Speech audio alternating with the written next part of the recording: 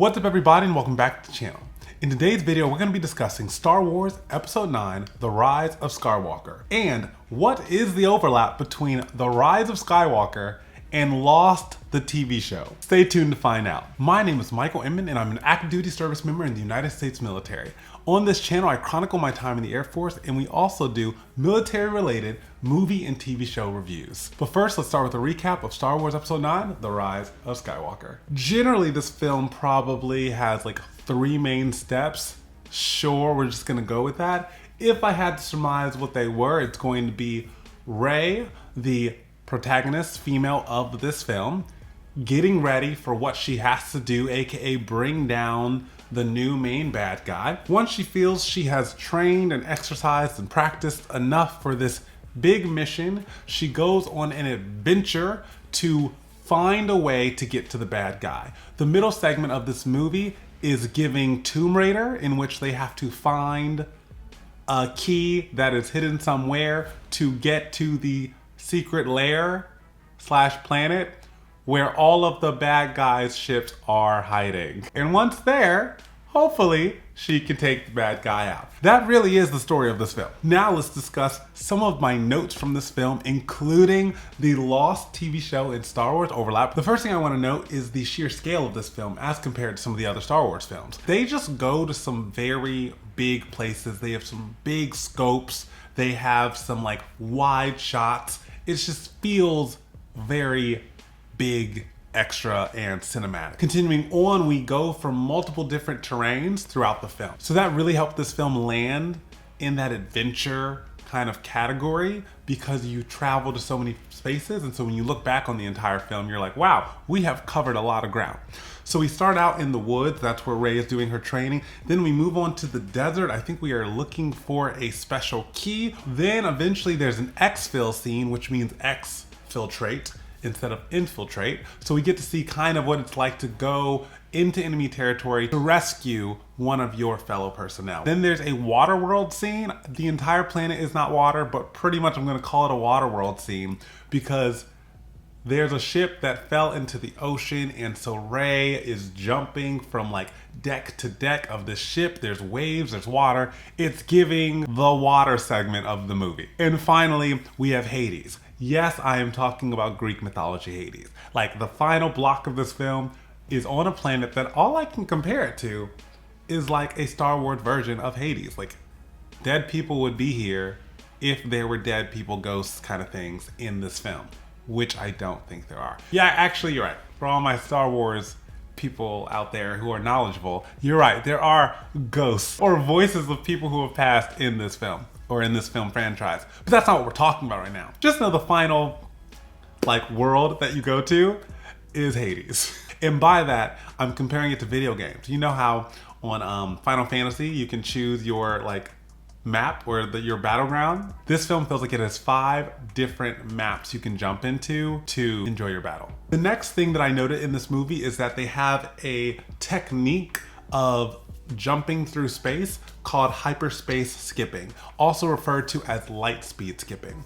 This is of course nothing we can do in the real world yet, but I liked the concept of jumping in and out of light speed so that if you're precise, if you know exactly where you're going to come out of light speed, which means your navigator is going to have to be killing it. Like assuming in the real world you would need a navigator who's kind of calculating these things in real time instead of just a pilot being like, we're fine, I can do it. I'll just say where the ship can go and jump out of light speed and it's all fine. No, I think in the real world, you would either need a computer or a person who's extremely smart and trained in this to be navigating precisely where in the galaxy or universe you are landing.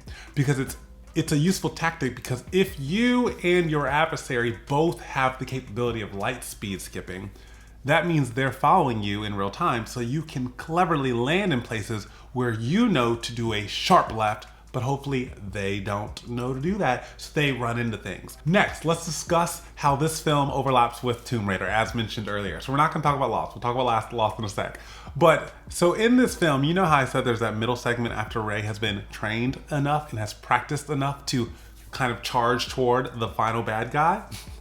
Well, Of course, because it's giving Tomb Raider, there's some key you need to get to the Hades planet, right? To even go to that planet, you need a special, talisman, key, whatever you want to call it. Sure, go with me. Keep following. We're good. We're right here. So I just appreciated that this Sith finder was in the plot because I appreciated Tomb Raider. The Tomb Raider reboot, hey, unpopular opinion, I think it was a good time. Hey, next thing I wrote was that sand cycles with launch capabilities was really, really freaking awesome. So just when they are on the desert planet, the First Order, their people use these desert bikes that also have armaments, think of it like missiles, on them that they can shoot while just kind of motorcycling through the desert. That's incredible. I love that. That should exist. It was giving Mission Impossible, but more like military-esque. The next thing from the film that I thought was worth noting was this quote that was, "They win by making you think you're alone." Just keep that quote with you because there's gonna be moments where you need to remember that you're not alone, and that will give you the encouragement and maybe even courage to do the right thing and take action to help make the world a better place. The next thing I wrote was at one point, Rey was just leaving. The whole crew, her and her friends, the nice little team that are traveling kind of with her throughout the film, she just says, "Hey, I gotta go handle something." She's leaving. And the whole energy of the conversation before she does leave is, "Girl, what is your plan?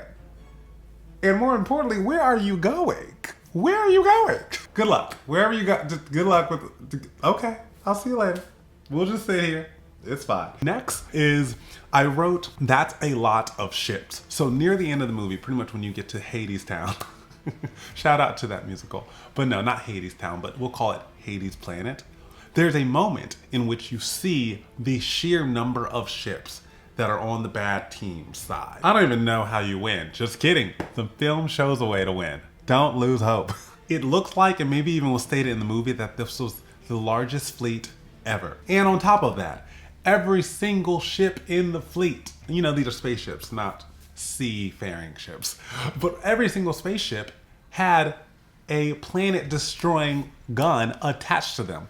Can you wrap your head around how disastrous that is? Now to reveal the overlap between Star Wars and Lost. So J.J. Abrams directed Lost, the TV show, and Star Wars Episode 9, The Rise of Skywalker, and a number of other Star Wars trilogy films. So it turns out that one of the cast members in particular requested to be part of the Star Wars trilogy, but at first he was like, "Hey, we're working with new people, new faces."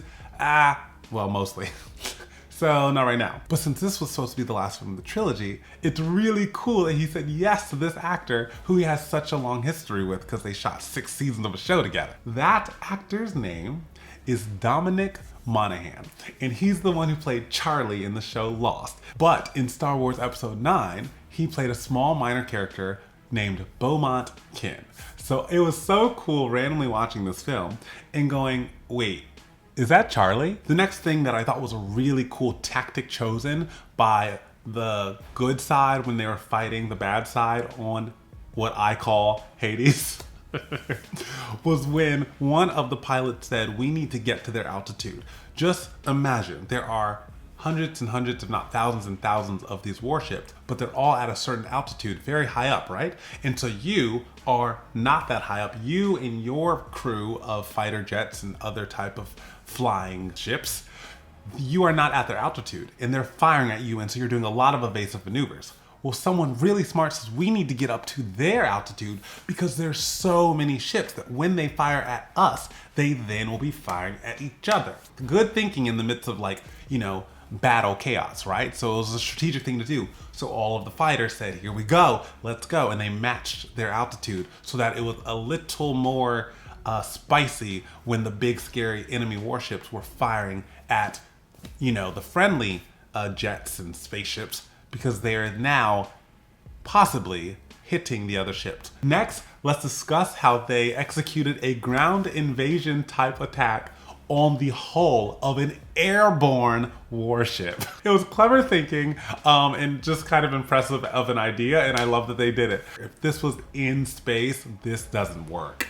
But since they're within a planet, remember Hades Planet, are you guys understanding that that is Hades Planet? Are you tracking that that's what I call it? Good. Since they were within a planet's atmosphere, it kind of works. So as you imagine this, so they literally are using like aircrafts to drop the personnel off. They then are charging whilst on top of a literal spaceship and trying to find holes or create holes to break into said ship. The tactic looks very similar to a ground invasion, but it's on the hull of a ship, and I really appreciated that idea. Before I talk about the last thing that I took from the movie, which some would argue might be the coolest thing, or at least it's a really cool reference to another important film. If you have watched more than one of my videos and enjoyed it, then please make sure to hit the subscribe button. Also, you can find a little bit more of my face at Michael Inman _ on Instagram. Now, of course, for the last point I got from this film. When all of the different ships from all across the universe who are responding to the friendly forces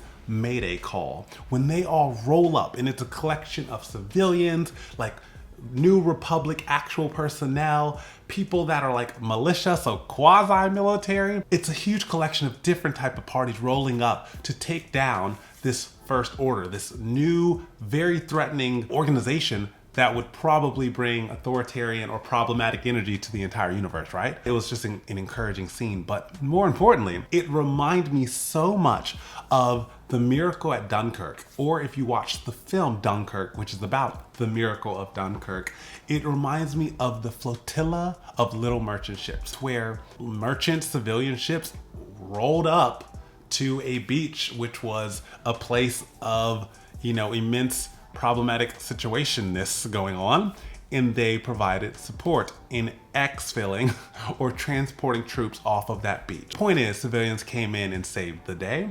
And this is a really cool comparison to the end of this movie where, like I said, ships from across the universe roll up and say, you know what? Let's not let fear control our decisions. When we are together, we are greater than when we are apart. I hope you enjoyed this video. Until the next one, and if you want to watch one of those now, you can find one here or here. Have a great rest of your day, and I will see you when I see you.